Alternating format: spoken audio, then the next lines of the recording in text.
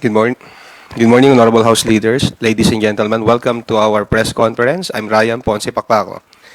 As part of our traditional practice, we will give our resource persons the opportunity to deliver their short opening remarks. Today, we're fortunate to have one of the 11 one of the members of the 11-man House prosecution panel in the name of House Committee on Good Government and Public Accountability Chairman and Manila 3rd District Representative Joel R. Chua, and House Committee on Overseas Workers Affairs Chairman and Tingog Party List Representative Jude A. Asidre. Chairman Chua. Ay, magandang umaga po sa inyong lahat. Susubukan po naming sagutin sa abot ng aming makakaya ang lahat po ng inyong mga katanungan. So muli po maraming salamat. Magandang umaga po sa lahat. Pasalamat po kami sa House Media Press Corps sa paanyayaming kasama nitong ating press con ngayong araw. At sana katulad ng sinabi ni Chairman Joel Chua, magkaroon tayo ng pagkakataong maliwanagan ang mga issue po na pinag-uusapan po ngayong araw. Thank you, sirs. Kicking off today's first question, may I call on Tina Panganiban Perez from GMA 7. Good morning po, sirs. For Prosec Joel Chua. Sir, sinabi po ni SP Escudero na he is not inclined to call for a special session just to convene the Senate Impeachment Court. And wag daw silang madaliin kasi kayo naman po, hindi rin daw po kayo nagmadali doon sa impeachment complaint. Also, ituhog ko na rin, sir, what happens if the trial begins in the 19th Congress but is not concluded in the 19th Congress? Pwede po bang tumawid yon sa 20th? Maraming salamat po. Unang-una po, siyempre nare-respeto po namin ang opinyon ng ating kagalang-galang na Senate President. Kaya lang po, ang sa amin lamang po kasi, hindi naman po sa amin na madali po namin sila. Pero ito po kasi nakasaad sa ating saligang batas. Alam naman po natin, nakasaad po doon yung ginamit po ng ating konstitusyon, yung salitang shall at saka forthwith. Yung shall po, ibig sabihin po niyan, ay mandatory. At yung forthwith po, ang ibig sabihin po niyan, immediately. Pero siyempre, respetuhin po natin kung ano po ang kanilang opinion dito. Insofar as, ano nga po yung pangalawang tanong? What happens po if the trial is not concluded in the 19th? Ako po kasi, dalawa po kasi ang school of thoughts dyan. Pero kami po, ang paniniwala ko po, ang Senate po is a continuing body. Kaya po kahit po simulan ito sa 19th Congress, po pwede pa rin po itong ituloy sa 20th Congress. Sir, I understand na kapag meet na po kayo preliminarily, yung prosecution team, kung kanya-kanya pong pili ng articles, alin po yung gusto nyo? Well, hindi pa po namin napag-uusapan yan, pero kasi dun sa Article 2 at Article 3, ito po yung dumaan na sa committee ko. Kaya dito po tayo medyo familiar na po tayo sa dalawang articles na to. So if ever, sir, magpipilian yun po yung kukunin nyo 2 and 3? Kung yun po ang mapag-uusapan at kung ako po ibibigay ng option, mas familiar na po ako sa 2 and 3. Opo. Sir, given the evidence na nakuha po ng committee ninyo dito sa House, are you confident that you will get a conviction in Articles 2 and 3? Well, unang-una po, gusto ko munang linawin, no? Ang impeachment po kasi, hindi po ito kagaya ng criminal case na proof beyond reasonable doubt. Kasi po dito sa impeachment po, ang tinitignan po natin dito, sabi nga po ni Justice Isagani Cruz, ang impeachment daw is a method of national inquest into the conduct of public men. So, ang ibig sabihin dito, ang tinitignan dito, yung conduct ng mga nakaupo po na opisyal, lalong-lalo na yung mga impeachable officers, kung titignan po natin, dahil sila po, matataas po yung posisyon nila at yung conduct na hingi-hingi po ay dapat mataas din. Kaya nga po pinili lamang kung ano po yan. So, in any event, pag na-convict naman po, hindi naman po sila makukulong dito. Although, syempre, hindi naman po ibig sabihin nun ay hindi na sila po pwedeng kasuhan. Kaya po sa akin pong paniniwala, based po dun sa mga nailatag po namin sa committee hearing, based din po sa mga napanood ng mga tao doon po sa yung live video kung saan po nag-threaten po siya sa ating Pangulo, sa First Lady, at saka sa Speaker of the House. Ako po naniniwala, malakas po ang ebidensya para po siya po ay ma-convict dito po sa impeachment. Thank you po, sir. Thank you for the second question of the day. Let us acknowledge Kenneth Basilio from Business World. Sir, gusto ko lang sana malaman, ano po yung specific strategies and evidence the prosecution will rely on for the impeachment trial? Well, hindi pa po kami nag-uusap tungkol dyan sa specific strategies. Dahil unang-una, marami pong mga private law firm na nag-volunteer po na tumulong. So, sasalain pa po muna namin kung ano po yung mga private na lawyers ang aming isasama po dito. So, aantayin po muna natin to at syempre, hihingan din natin sila ng kanilang mga opinion. Okay, and follow-up, papapatuloy po ba yung hearings ng good government dahil sa alleged secret fund spending na ni Vice President Sara in hopes of uncovering possibly more evidence against her? Well, pag-uusapan pa po namin yan. But right now, kasi nakatutok pa kami dito sa preparation. Dahil para po in the event na anytime, bigla pong magpatawag ang Senado, or at least kami naman po ay patuloy na naglalakap ng mga ebidensya nang sa ganun mas lalo pa pong tumibay ang aming pong kaso. Pero is it possible for the panel to hold hearings na habang nakabreak pa at hindi pa inubulit ang impeachment trial? Pwede naman po. Hindi naman po kami barred from conducting committee hearings. And ano po siguro yung pag-uusapan just in case patuloy yung hearings? Hindi ko po kayo masasagot dahil hindi pa po namin napag-uusapan yan eh. Thank you, Ricky. Kong Jude, you may want to react to the questions. Okay. Okay, let us call on Dwight De Leon from Rappler. Hello po, good morning po. Question po muna dun sa kasi pag nilitis si Vice President Sara tapos she gets convicted, she faces the penalty of perpetual disqualification from public office. In your opinions po, will she or can she avoid that possibility of a perpetual disqualification if she resigns ahead or during the trial? Well, dalawa po kasi ang school of thoughts dyan eh.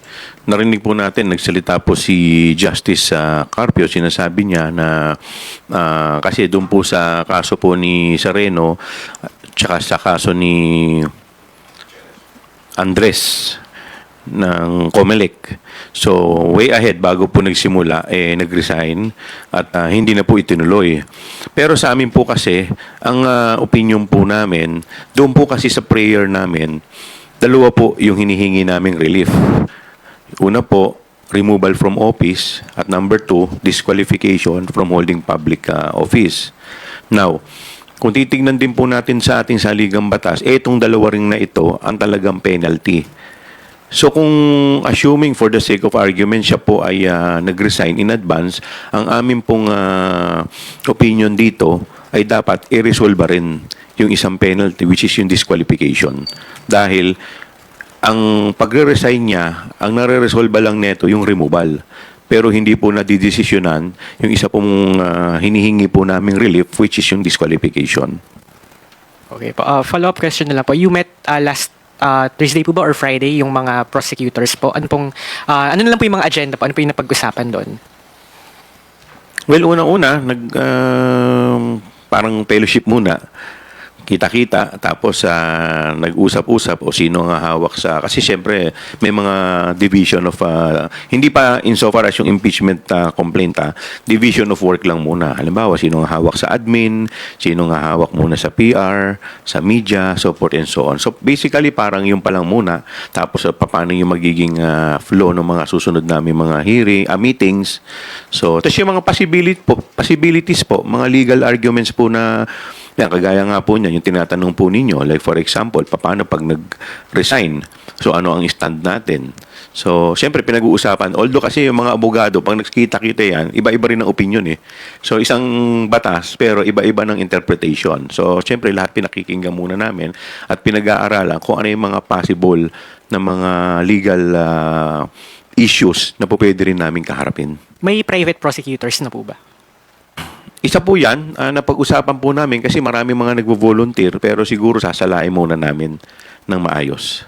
And kay Kong Jude, napanood niyo po yung press conference ni Vice President Sara last Friday. Ano lang po yung reaction niyo doon sa mga sinabi niya doon sa press conference, undermining or downplaying the impeachment made by the House against her?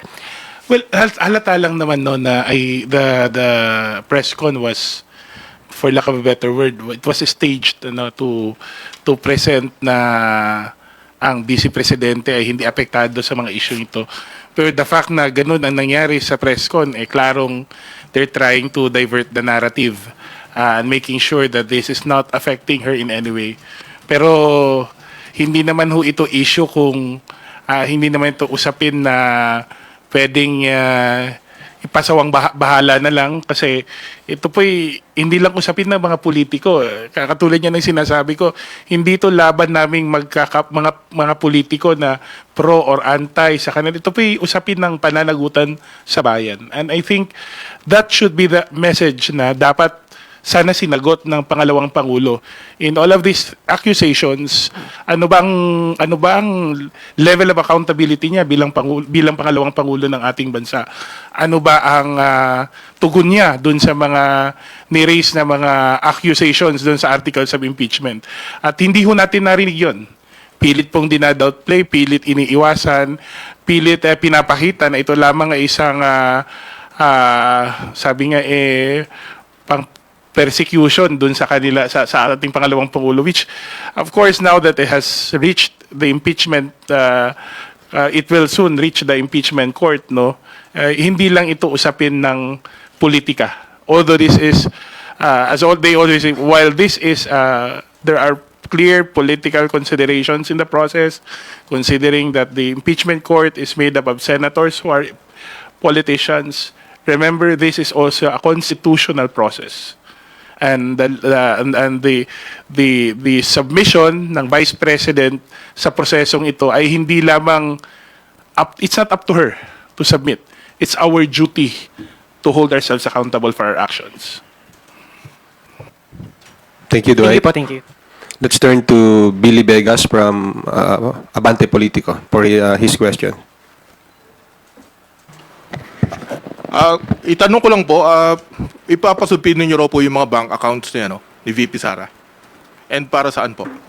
Well, ire-request po namin sa impeachment court dahil ang po pwede pong magsabina ay yung impeachment court. So mag-a-apply po kami sa impeachment court na ito'y masabina para lamang po ito sa mas tumibay pa yung mga ebidensya po natin.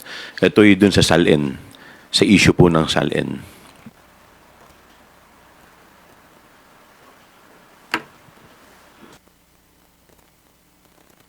Go ahead. Hihingi na rin po ako ng reaction dun sa pagpa-file ng complaint kay Speaker Romualdez et al. Kanina po.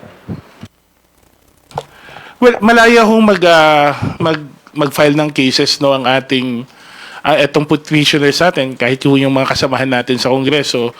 At dahil ito na yung naging isang usaping legal, mas mabuti siguro na antayin natin kung ano yung mga paratang na nilagay nila doon sa petition nila.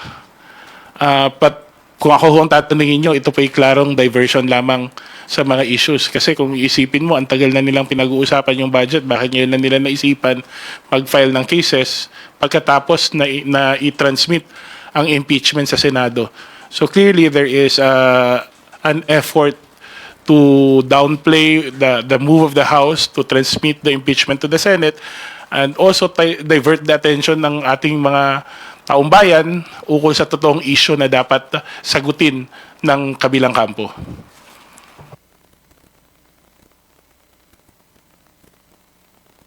Thank you, Billy. Let us recognize Earl Tobias from IBC 13. Hello, sound. Kong Joel, Kong Jude.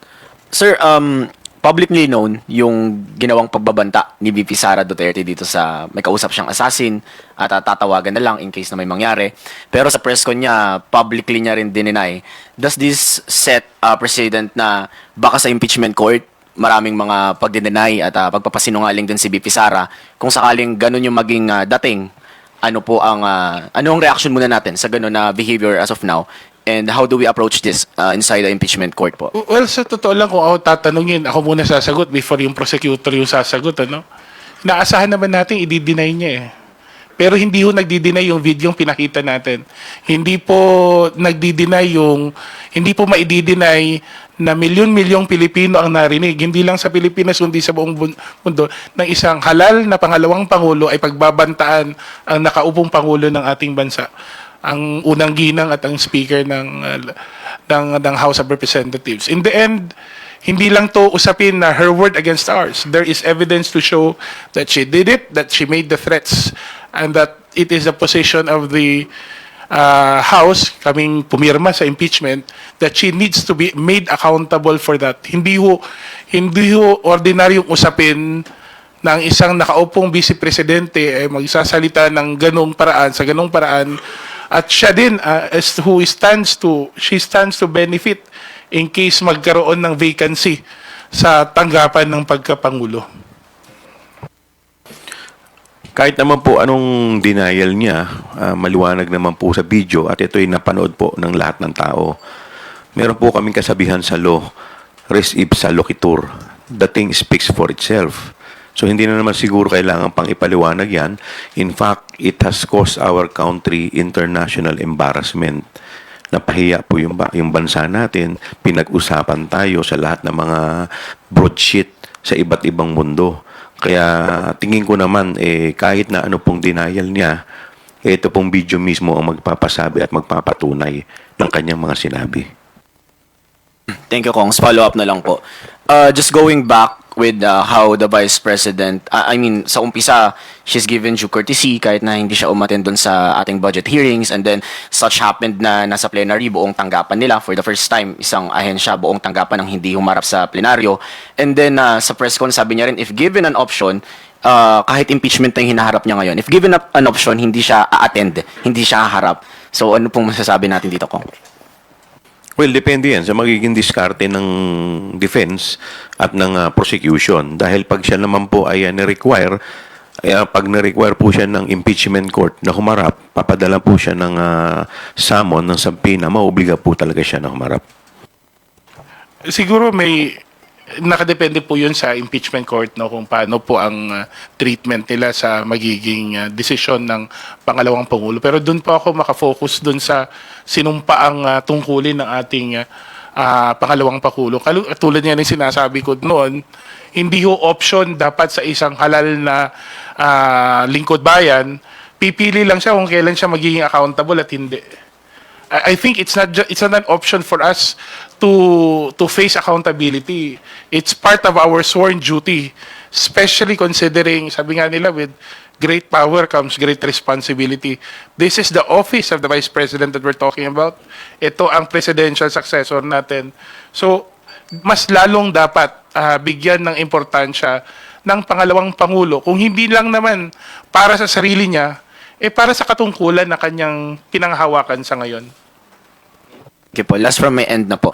Reaction lang, sir, na some of the senators already expressed that they will assure fair trial with the impeachment case against BP Sara po. I think we expect nothing less than a fair trial. Well, nakalagay din naman po yan sa kanilang rules, no? Na expected din sila na dapat political neutrality. Dahil sila nga po yung tatayong huwes dito. Kaya yun din po ang inaasahan po namin na magkaroon po sila ng political neutrality. Thank you, Earl. Yanes Kapanti from GMA Online. You have the floor, ma'am. Hi, good morning, sirs. Yung sa impeachment po, since it's not yet guaranteed that the trial will proceed, since it depends on the Senate, are you in the event na wala pong mangyaring trial, or syempre hindi natin sigurado anong mangyayari sa 20th Congress pa, pending the elections. Are you looking at filing cases, criminal cases, against the Vice President instead, given that you believe that she committed high crimes? Is that on the table? Because I believe yung mga cases na pumapasok yung mga allegations nyo, ang penalty po doon ay perpetual disqualification sa public office. Well, the reason why we filed impeachment is because ito po yung first step. We cannot file other cases to the Vice President unless and until ma-remove siya from office dahil yun lang po yung way. Hindi naman po siya agad po pwedeng diretsahan na mapailan ng ibang kaso other than impeachment. So after the impeachment, dun lamang siya po pwedeng mapailan ng ibang kaso. Ako, dagdag ko lang sa sinabi ni Kong Joel, no? I don't think there's a question whether a trial will continue or not. Kasi hindi ho naman up to the Senate kung magkakaroon ng trial o hindi. Kasi katulad niya sinasabi ko kanina, this is a constitutional process. At ang proseso ng konstitusyon, hindi ho nagbibigay ng leeway sa Senado kung aaksyonan nila o hindi ang articles of impeachment. I think ang problema ngayon, kung gagawin ba ito ngayong break or doon gagawin sa muling pagbubukas sa Hunyo ng ating Kongreso. In a case, no, although tayo, sabi nga ng sinabi ni Chair Joel, no, we're of the opinion that it should be done immediately based on the plain reading of the constitutional provision, plain language of the Constitution. Pero hindi naniniwala din naman tayo na ang Senado bilang continuing body, hindi ho katulad ng House, na ang House natatapos po kami every 3 years. Ang Senado tuloy-tuloy po yun. Ay nandun pa rin, buhay pa rin ang impeachment complaint at pwede pa rin ipagpatuloy ang impeachment trial even if masimulan ngayong 19th Congress. Wala hong, the only way, sabi nga nila, the only way to end an impeachment court is for the court, impeachment case, is for the impeachment court to render a decision. Kahit ho magpalit ng senador, katulad ho sa korte, na tuloy-tuloy pa rin ang hearing kahit na iba ho ang mga senador, sa korte na iba yung mga huwes, tuloy-tuloy pa rin, hindi ho natatapos. And this is a court of record, sabi nga nila. So lahat ho ng pinag-usapan sa 19th Congress, magkakaroon ng parehong access ang mga magiging bagong senador sa 20th Congress para pag-aralin ng kaso. So, I don't think it's a question kung matutuloy ang trial. Hindi. Matutuloy po ang trial. Hindi po option ng Senado kung itutuloy nila hindi. Ang tanong na lang, itutuloy kailan. At tayo ay naniniwalang dapat kaagad simulan ng Senado ang preliminaries at least ng pagbubukas ng impeachment.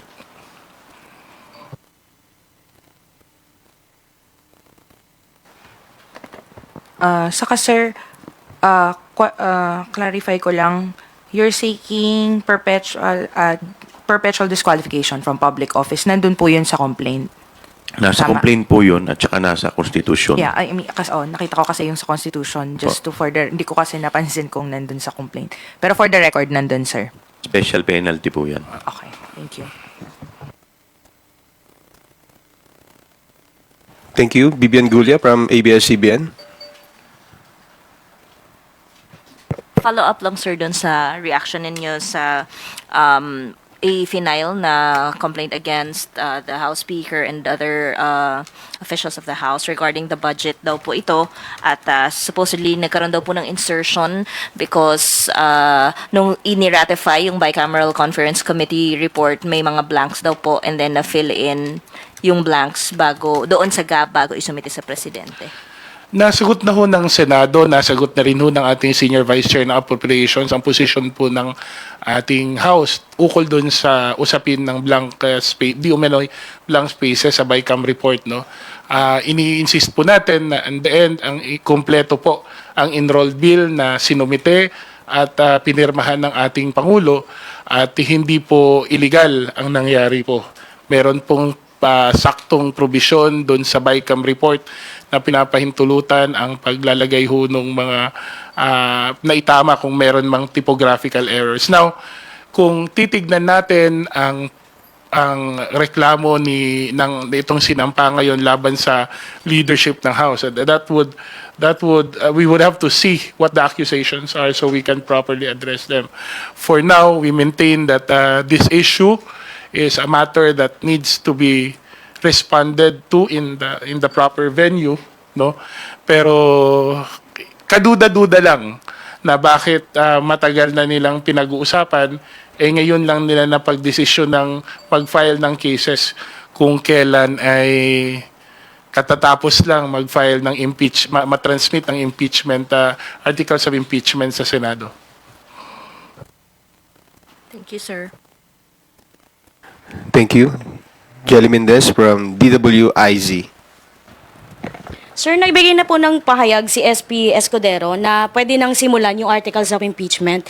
Any update po sa prosecution team po? And inutos na rin ni SP Escudero sa kanyang mga kasamahan na reviewin itong rules of evidence and rules of procedures. Your side about this po?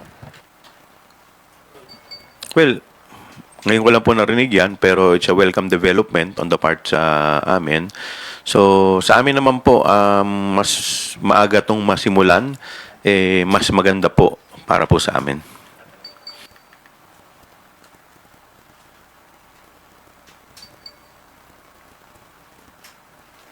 No more follow-up questions? Okay.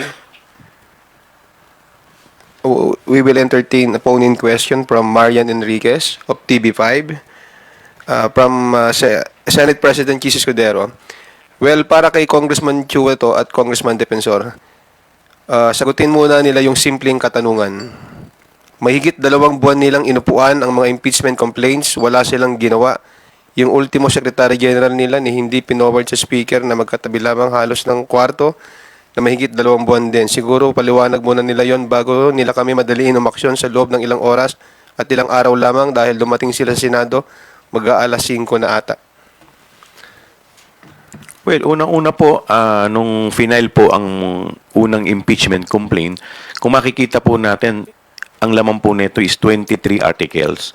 So, syempre, yung pangalawa at saka yung pangatlo naman po, napakaiksi na impeachment complaint. Ngayon, syempre po kami, ang Kongreso po, marami po sa mga kasama natin sa Kongreso na medyo hesitant doon sa unang impeachment complaint dahil sa dami po ng articles.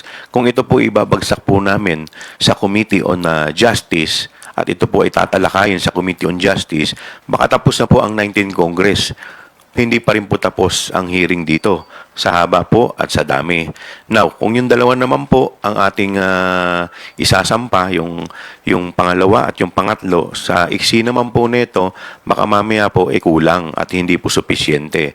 So, what we did po, mga kasama po natin, ito po yung pinag-aralan ng maigi kung anong option ang gagawin. Kasi dalawa po ang option dyan. Yung unang-una, committee proceedings, yung nga po, yung ibabagsak sa Committee on Justice. Yung pangalawa naman po, by 2/3 votes, ito po yung tinatawag natin na House Action. At yung House Action nga po, yung aming naging option. Now, going back, syempre kailangan po, kung magpa-file ka ng impeachment complaint, sisiguraduhin mo na ito po ay solido at talagang matitindi po yung mga grounds nito. Kaya po, ito pong fourth impeachment complaint, ito po yung pinag-aralan, ito po yung pinagsama-sama ng mga complaint, mga articles na sa paniniwala po namin ay sapat para po makakuha po ng pabor na ruling galing po sa impeachment court. Hindi dahil wala kayong naririnig o walang formal na nangyayari sa Kongreso, no, formal na proseso, na nangyayari sa lower house, ay masasabing inupuan na ng mga congressmen yung mga naunang impeachment complaint. Kung titignan po ninyo, marami pong mga congressman, katulad nung sinabi ni, I think I remember the SecGen saying once na may mga congressman na bumababa dun sa Office of the Secretary General para kubuhan ng kopya ng ating impeachment. Sa totoo lang ho, mula nung first na impeachment ay nagkaroon na rin ng informal na pag-uusap ang mga congressman. Kasi alam naman namin na hindi ho namin pwedeng ipagwalang bahala lang. We have, at a certain point, we knew we had to perform our constitutional duty of acting on the impeachment. So, hinanda ho namin individually, eventually yung paisa-isa namin, pa konting-konting grupo na usapin ay nagkaroon na ho ng traction until we realized that this was the way to go. Yung house action katulad no na dinescribe po ni Chairman Chua. So hindi ho ibig sabihin na walang narinig sa media o walang nakikitang gumagalaw externally, pinabayaan ho impeachment. I don't think that's a fair description to say the least. In fact, kung nag-decide pa kami na dumaan sa Justice Committee, ang nangyari ho, mas humaba ho ang proseso. Kasi mas matagal po na usapin yon yung determination ng form of substance. So, mas minabuti namin na magkaroon ng pang-apat na complaint building on the strengths of the first 3 impeachment complaints at sa tingin ho namin, at base rin sa legal advice na nakukuha ng ating mga congressmen, pinagsama mga legal teams na bumalangkas ng 4th impeachment, ito po ay isang matibay na kaso na hinain po sa Senado.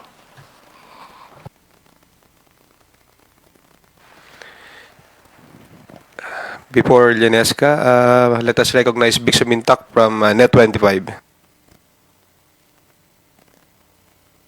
Chairman Chua, clarification lang kasi doon sa paniniwala po ninyo na yung impeachment trial kay Vice President kung magpupurso by resumption on June 2 at tatawid siya ng 20th Congress. Miwino, legal pa ba yung article of impeachment? Dahil yung article of impeachment ay binuo ng 19th Congress. The House of Representatives is not a continuing body unlike sa Senate na continuing body siya. So, valid pa rin po ba yung article of impeachment na tumawid ng 20th Congress? Opo, kaya nga po ito po tinapos namin at i-final dahil ito po ang bola po nasa Senate na at yung Senate po pwede na po nilang i-hear ito base po dun sa articles of impeachment na aming final. Alam po ninyo sa Amerika po, nangyayari po yan, nakakaapat na rin po yata kung saan sa ibang Congress pinail yung impeachment, sa next Congress doon tinry yung impeachment. So, ito po hindi naman bago. Nangyari na rin po ito sa Amerika. Dadagdag ko lang, yun yung nangyari kay Bill Clinton. Si Bill Clinton po, dating Pangulo ng Estados Unidos, ay na-impeach noong 105th Congress. Tapos, ang trial niyo po nangyari noong 106th Congress, Senado ng 106th Congress. So, katulad ng sinabi ni Chairman Chua, the Constitution actually makes a distinction between the legislative and legislative functions of Congress. At ito pong ating impeachment power ay kasama po to sa non-legislative. At ang aming school of thought po is ang non-legislative functions ay hindi po bound ng mga tinatawag nating temporal iterations ng Kongreso. Ito kung yung 1st, 2nd to 18th, 19th Congress. Maklaro po yung Constitution. The House has the exclusive right to impeach. The Senate has the sole power to try and hear cases of impeachment. So, ngayon na nasa Senado na po ang articles of impeachment, yung pa incumbent na on the Senate to try and decide on the case. Thank you, Vic. Lenesca Panti from GMA Online. Sir, habol lang.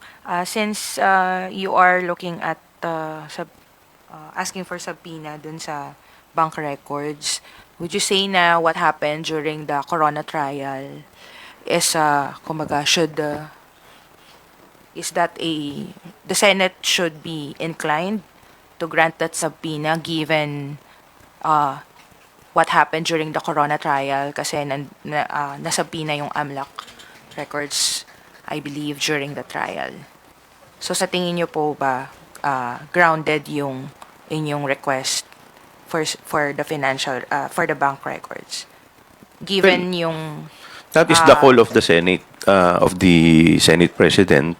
Sa amin naman po, gagawin lang namin yung mga sa tingin namin ay tama based on legal based on legal. At ito naman po talaga ginagawa naman po hindi lamang po sa impeachment, maski naman po sa mga regular court. Kasi ang impeachment po ang isa lamang po sa mga exemption sa bank secrecy law.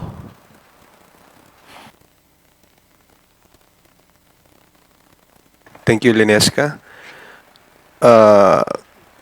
Willie Delgado from Radyo 630. You're recognized.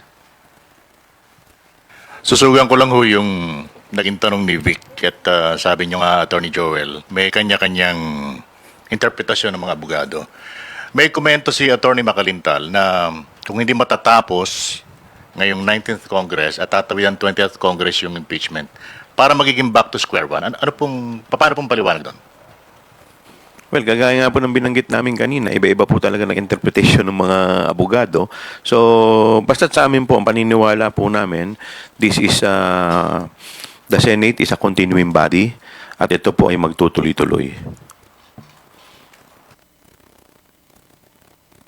I think based sa naunang mga interview ng Senate President, no, I think he has insisted on this, that the Senate is a continuing body and that the non-legislative functions of Congress are not limited by the end of the 19th Congress, moving towards the 20th Congress. So, Attorney Makalintal is free to express his opinion, but I think the growing consensus is that the trial can continue up to the 20th Congress. Thank you, Willie. If there are no further questions from our media friends, may I request our honorable House leaders to give their short closing remarks, if there are any. So una sa lahat, maraming salamat sa inyong mga katanungan kay Kong Joel. Etong impeachment po ay hindi po ito laban ng mga politiko, hindi po ito laban ng mga pro-Duterte at anti-Duterte na mga politiko o mga kampo. Ito po'y laban para sa pananagutan, ito po'y laban para sa katotohanan at katarungan. Kung titignan po natin ang sinasaad sa ating saligang batas, ang isang impeachment ay hindi ho para i-convict or sabihin na lang natin i-prosecute yung isang tao dahil sa kanyang ginawa, kundi ito'y isang pamamaraan para ipagtanggol ang Estado to protect the states from mga leader na pwedeng gamitin ang kanilang kapangyarihan o katungkulan sa kanilang personal na advantage. And that's what we're trying to do here. We're trying to protect the state. We're trying to save the Philippines. Hindi po ito laban sa isang politiko. Ito po ay laban ng bayan para sa pananagutan na dapat kaming mga lingkod bayan ay handang gawin o handang iharapin kasi kasama po yun sa aming sinumpaang tungkulin. Maraming salamat po. Thank you. With that, thank you.